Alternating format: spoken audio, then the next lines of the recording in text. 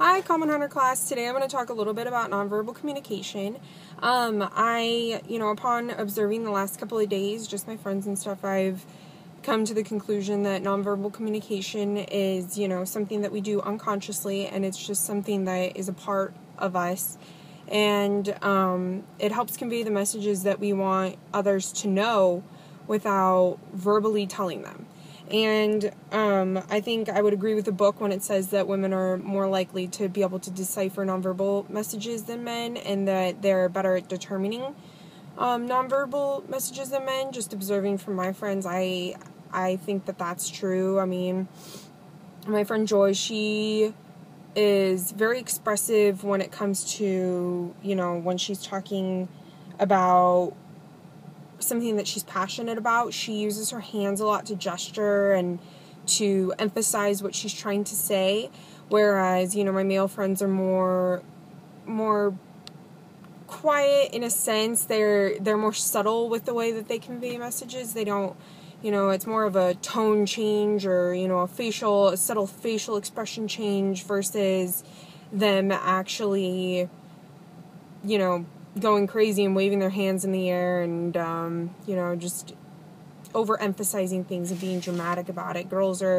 I think that's where girls, kind of get the icon of being super dramatic. But my friends who are girls they tend to verbally convey their messages as well as use their hands and facial expressions for repetition of the message.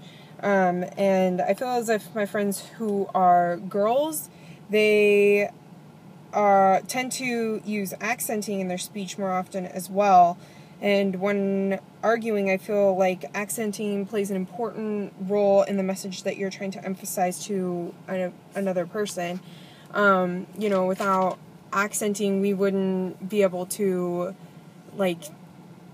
almost like italic, like how you italic or bold words when you're typing. It's the same way when you fluctuate your voice when you're speaking. So, but my friend Ray, he's more subtle with the way that he conveys his messages. He prefers to, just kind of subtly hint things or use his body language to kind of hint things to people versus, my friend Joy, who is just very energetic, and she conveys her messages through speech and through speech fluctuations and hand gestures and all sorts of things like that. But overall, I think, nonverbal communication is very complicated, but is the first step that we can take towards understanding, somebody else and getting to know them a little bit better and knowing what signals or triggers they can send to you to know, that they're communicating with you and understanding you and